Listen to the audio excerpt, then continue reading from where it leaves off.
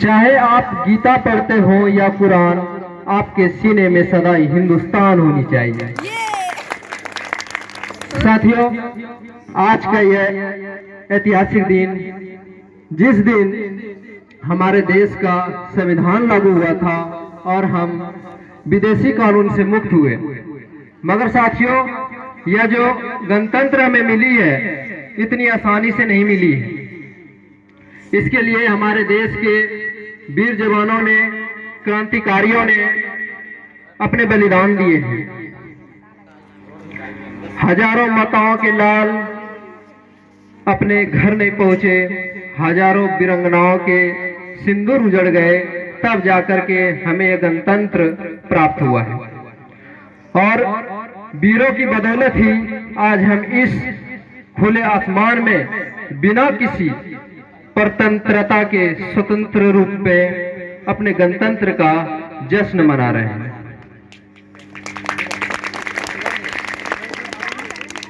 चुमा था वीरों ने फांसी का फंदा, यूं ही नहीं मिली थी आजादी खैरात में। साथियों, अंग्रेज तो चले गए, लेकिन खुद हमारे आसपास और हमारे देश में अब भी अंग्रेज के तरह ही आदमी मौजूद हैं, जो फूट डालो और राज करो की नीति में विश्वास रखते हैं और अपनी राजनीतिक रोटियां सेकने के लिए इस गणतंत्र भारत में लोगों को धर्म के नाम पर, जाति के नाम पर लड़ाते नजर आते हैं। उनके लिए सिर्फ इतना ही कहूंगा, खूब बहती है अमन की गंगा, बहने दो, मत फैलाओ देश में दंगा, रहने दो लाल हरे रंग में ना बांटो हमको, मेरे छत पर एक तिरंगा रहने दो। आज हमारे देश में विभिन्न प्रकार की समस्या हैं। भ्रष्टाचारी ने इस प्रकार पांव फैला रखा है कि फाइलें ऑफिस में पड़ी सड़ी रह जाती है, मगर उन पर काम नहीं होता है। जैसे ही नोट का बंडल ऑफिसर कर्मचारी के सामने रख दिया जाए तो वो काम फौरन हो जाता है। देश की मीडिया को हिंदू मुसलमान पर डिबेट करने से फुर्सत नहीं है। मीडिया इस कदर बिक चुकी है कि स्थिति यह है कि हमारे देश के मीडिया चैनल पर किसी फिल्म की अगर एक फिल्मी एक्टर की अगर आत्महत्या हो जाए तो उसका दिन भर पूरा टीवी चैनल पर उसी का रहेगा। लेकिन हमारे देश के किसान मजदूर अगर इसकी आत्महत्या हो जाए या मृत्यु हो जाए किसी कारण से, तो उसका तो दिखाएगा ही नहीं।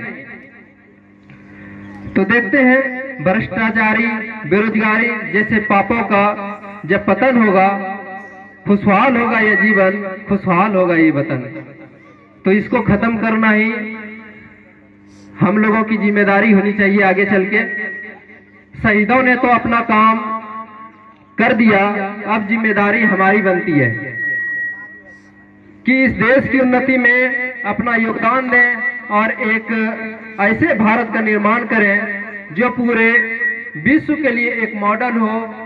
हम क्रांतिकारी उन सपनों को साकार करें जो उन्होंने फांसी चढ़ते वक्त अपने देश के लिए देखा था। और इसके लिए आवश्यक है कि हम एक साथ मिलके हिंदू, मुस्लिम, सिख, ईसाई सब मिल करके देश के लिए काम करें और अपना समर्पण भाव रख करके देश के विकास में अपना योगदान दें। मात्र सरकारें बदल जाने से राष्ट्र का विकास नहीं होता है। राष्ट्र का विकास तब होता है जब हम और आप बदल जाएं, तभी राष्ट्र का विकास होगा। आओ झुककर सलाम करें उनको जिनके हिस्से में यह मकाम आता है। किस कदर खुशनसीब है वो लोग जिनका लहू इस देश के काम आता है।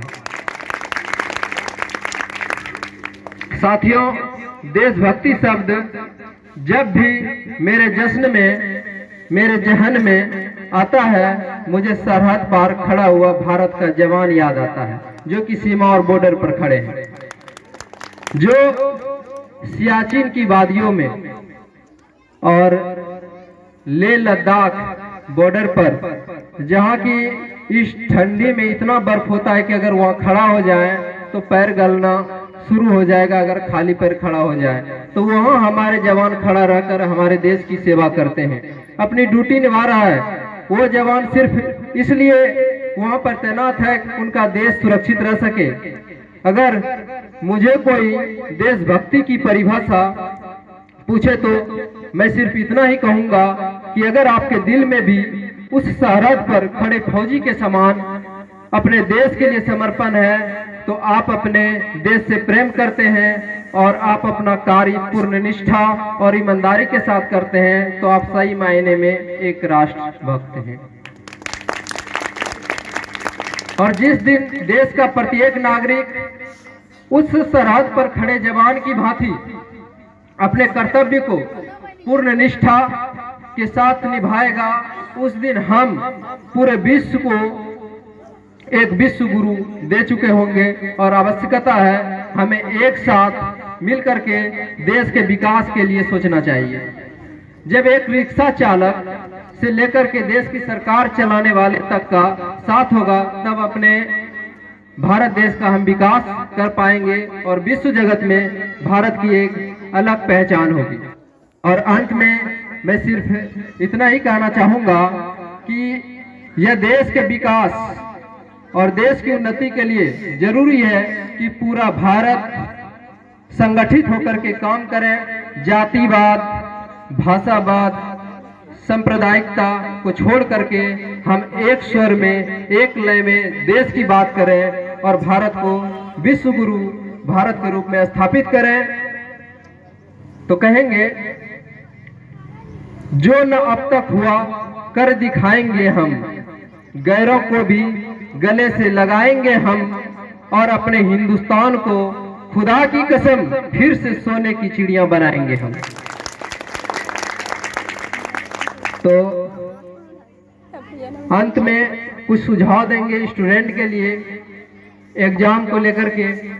लास्ट में आप लोगों का एग्जाम है और 12th वाला का एग्जाम यानी इंटर वाला का एग्जाम मात्र आज से 2-4-5 दिन बचा है।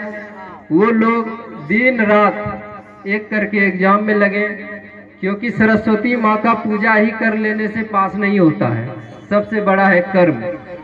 अगर सरस्वती माँ का एक मूर्ख आदमी पूजा करेगा तो क्या वो कुछ नहीं पढ़ेगा, मैट्रिक एग्जाम में बैठेगा तो वो फर्स्ट कर जाएगा?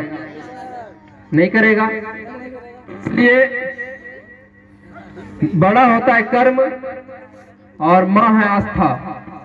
उसमें आस्था है उसको जो, और तुम्हें उससे शक्ति मिलेगी और शक्ति के साथ तुम कर्म करो, तुम्हें माँ से मिलेगी कर्म करने की शक्ति। ऐसा नहीं कि वो पास करवा देगा, कर्म करने की शक्ति मिलेगा और तुम कर्म करते जाओ, कर्म का फल अवश्य मिलेगा।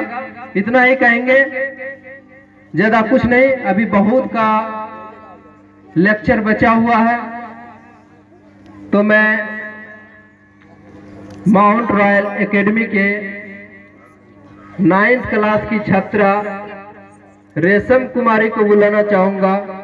वो आए और अपना 2 शब्द रखें।